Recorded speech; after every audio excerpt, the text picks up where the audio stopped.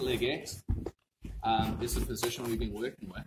But more often than not, game opponents are going to start to dismantle this position because they don't want me to control the hip. So Rion's going to start to work this foot off. I've got a couple of things that I can do. I can retreat. I can start to look for counters to like reassert my guard, or I can look for other ways to control the hip because that's what he wants control back over, right? If I can't control the hip, I can't leg lock it. So 50-50 is just there, okay? Of course, true 50-50 is when we're both like this, okay? But I want to show you the offensive effectiveness of this because we've been working from single leg X, so we may as well make them all the same thing. I don't want to show you a whole bunch of random stuff, right? Here, he peels. I just bring this leg out and I step over.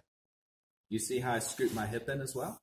I don't want to be staying out here because now Rion's still got a lot of space. I mean, you can see light coming through on both sides. That's usually an indicator that I am not flush with him. So here, I'm just going to scoop my hip in and create a little bit of a bend in his knee. Yeah? Now, not true 50-50. It's kind of like outside Ashi position. From here, I have outside heel hook, and then I've got inside heel hook. The main difference is his leg's on the outside of my body. This is outside heel hook. It's on the inside heel hook. Yeah, makes sense. I mean, it's the same mechanic. It's just on different sides, and it's going to do different damage, but it's still a heel hook, right? So here, once I've scooted in, it's pretty much like a straight ankle lock, guys, but I've just got my arm around the heel, okay? Here, and in, okay? I'm presenting the blade of my forearm, and I'm just drawing my elbow back, and I connect. Guys, please just be careful when you're drilling these now, okay? Like, with your ligaments, they get RSI a lot easier than your tendons because there's no blood supply. So, like, you don't need to be, like, cranking this every time you get here. Just get here and connect your hands, okay? Past this, you don't really need to be cranking anything. If it's ADCC finals, we're going to be going on his hip and we're going to be sending this. We're going to go hip in, and I'm going to turn his heel to the sky, right? Yeah, there you go. Murray, get in there, bro. So, I mean, I'll show you, and then Rion's going to tap, but like, I'm blocking the hip again. Yeah. Knees are tight. I'm immobilizing the knee, right? So you can see there it's not moving. I connect my hands, and I would come off of my elbow when I'm doing this, but I'm not going to do that. And I'm going to come through this angle here. Yep. Yeah. So it's a twisting motion that is going to send the heel and the tibia. Is it the tibia, the smaller one? Yeah. The tibia has these connecting ligaments here. It's twisting all of that like that. Yeah, I think so. I'm not a scientist. So yeah, I'm making a gable grip, and I'm just looping them like this with the blade here. Guys, don't do your elbow. Like, don't try and grab here, because if he ballets, I lose it. Especially when you're sweaty and slippery, right? But if I'm here, bang, I draw back and I bite with the heel. You can most of the time finish this one-handed, guys. Because like I'm here, I've just got all the torque that I need to be able to come through. Second hand if they need it. So when we're learning leg locks in the gym and you get to that stage, or someone gets to that stage, I knew it's a good idea to tap or let them finish it. My general rule is if they connect their hands, I'm tapping. But if you get it with someone in the gym that's say not familiar with leg locks, if you get that position, I won't do this with guys who aren't familiar with it. Yeah. I'll do like knee bars and maybe toe holds. But as soon as you put twisting stuff in, people tend to panic and they do random shit. And I really mean random shit, like stuff that you would know not to do, but they don't. And they're gonna try it, and they're gonna hurt themselves, and then you're gonna feel sting.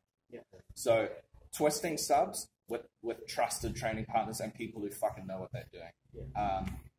Yeah, like look, I'll knee bar kids, but but I'm a fucked up individual, so don't do that. But like, look, heel hooks I will never do in the gi, just because the potential for damage is way higher.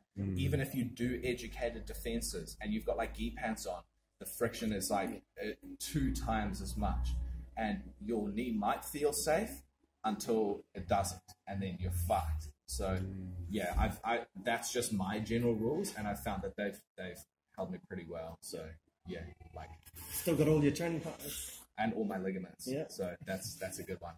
So yeah, outside heel hook is less effective than inside heel hook, right?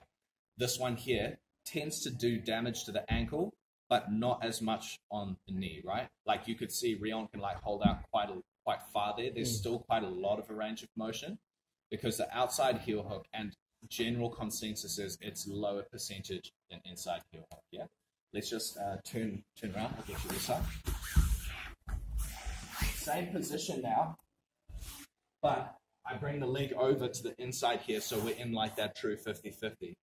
Of course, you're going to need to find ways to protect yourself here, because he can heel hook me, right? Like it's a shootout position, so I don't recommend 50-50, but you will end up here. So make it 80-20. Yeah, I'm no longer in danger. My foot's here. He can't heel hook that, and I'm going to throw this over the top, right? Kind of like that knee bar position we were in, but I'm still on the outside of the knee. From here, I'm going to grab his bunion. He doesn't have them. He's got nice feet. These are nice ones to heel hook. But like where a person would have a bunion. And I'm going to grab their leg like this, right? If Rion's way to escape this position is to turn this way and to go out here, right? He's going to separate my knee, get his knee free, and he's going to be bailing hard that way because he doesn't want to get leg lock, as none of you should. But I'm here in my like, it's more than 80-20 now. I mean, I've essentially got a triangle on his hip. I'm going to use this to stop that turn escape. If he tries to turn now, he's actually going to like hurt his knee, because just anatomically you can't turn that way. So from here, I can start to set up my inside heel hook just by bringing that over. So I've kept this in here. I pull him back to where I've got control.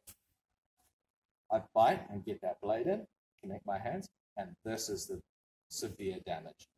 Like this one is you reserve for competition pretty much only, really. Like, I mean, if I got to this position here with a training partner, it's just kind of like, yeah, we're done. Like, you know, let go of that, because there is a very small amount of space before damage is created, and the ACL is going to go like very quickly. It's not like the MCL on the outside, things like that. So I'm here, bang. You know, if he does start to try and turn, he's denied that angle. So if you just try a little bit, yeah. Yeah, see, like even in his mind, he's just like, no, you can't, because his foot's trapped. He needs his foot to be able to go. And it's like, you know, your hitchhiker escape, right? You have to have your thumb. But if they've denied you turning your hand, your radius isn't in the right place. So you can't turn through to hitchhike. This is the same grip, right? He literally can't escape now. And I can just set up and position him correctly, get the toes trapped, draw, and connect. And then that's as good as done. No. If he wants to roll, he is rolling with the pressure, but he's only gone to here. I've still got his knee, and if he didn't free that, this is now even worse. Because, well, he's got nowhere to go. And I've still got all of the tension here, right? You can see that it's still like trapped in. That's what I'll be trying to do. Yeah. I'm trying to make you. Yeah, I definitely would recommend doing this, because now you're in an even worse position. And I mean, even if I let go of the heel hook, which I would if a guy did this, it's back to the toe hold again. But this position here, yeah, is where BJ Penn got, because yeah, the back, the back-sided one And if you roll that way, and you go, oh shit, I'm still not out, and you try to turn back,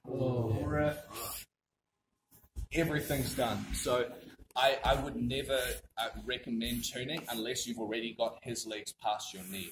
So we're going to look at that kind of defensive concept this afternoon. Let's say Rion puts me there, right? So he's here.